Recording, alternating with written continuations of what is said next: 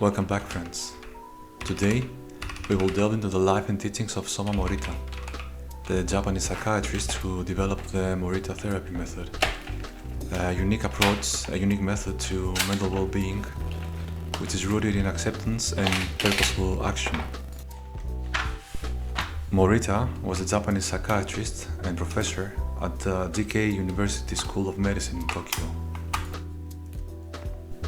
He was deeply influenced by Zen Buddhism, which he studied most of his life. And what he sought was to address what then was known as Shinkei-sitsu. That's a form of anxiety disorder characterized by excessive self-consciousness and obsessive thinking. Dr. Morita published his research around 1919. I'm fairly certain that he also was researching before that, but all the sources are in Japanese, so I didn't have the time to go through all of them.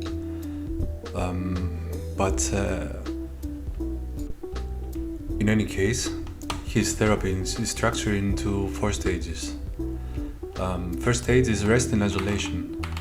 Patients begin with a period of bed rest, minimizing external stimuli and observing their natural thoughts and feelings. The second stage is some light occupational work, where the patients engage in simple, monotonous tasks like gardening or journaling, just to shift the focus from internal turmoil into some more external activities. His third stage is more intensive work, where the patients gradually are taking on more demanding tasks, which helps them foster more resilience and a sense of accomplishment for their tasks. And his fourth and final stage is return to society, where the patients try to reintegrate themselves into daily life with a renewed perspective, try to emphasize acceptance of their feelings and commitment to their purpose. At its core, Morita therapy teaches that emotions are natural, they are uncontrollable, but behavior is within our control. So rather than attempting to eliminate unpleasant feelings, the therapy encourages individuals to accept them and focus on their actions aligned with their values and goals. To achieve that, Dr. Morita emphasized 3 guiding principles. First, accept your feelings. Embrace your emotions without judgment.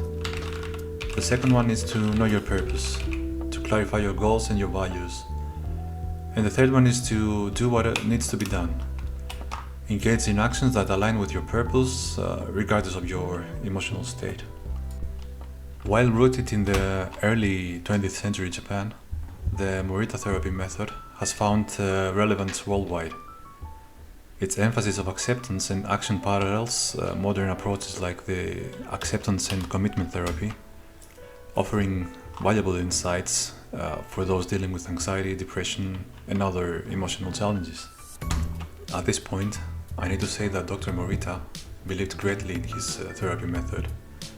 He would invite patients in his home, and with the help of his wife, he would offer them a family environment for them to focus on their small tasks and on their feelings, so that they would have this familial and accepting environment.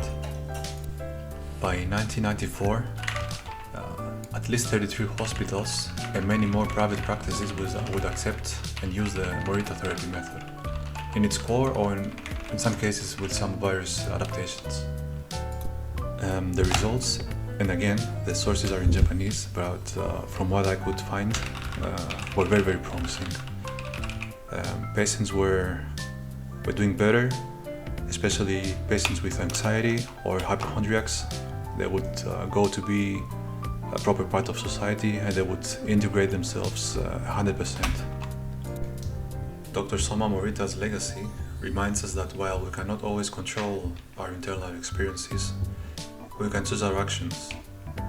By accepting our feelings and committing to a purposeful activity, we can pave the way for a fulfilling life.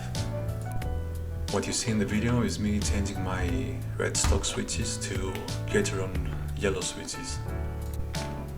I would like to thank you for taking the time to listen to my video. And in accordance to today's subject, I will not wish you to be happy, I wish that you be in control. Goodbye.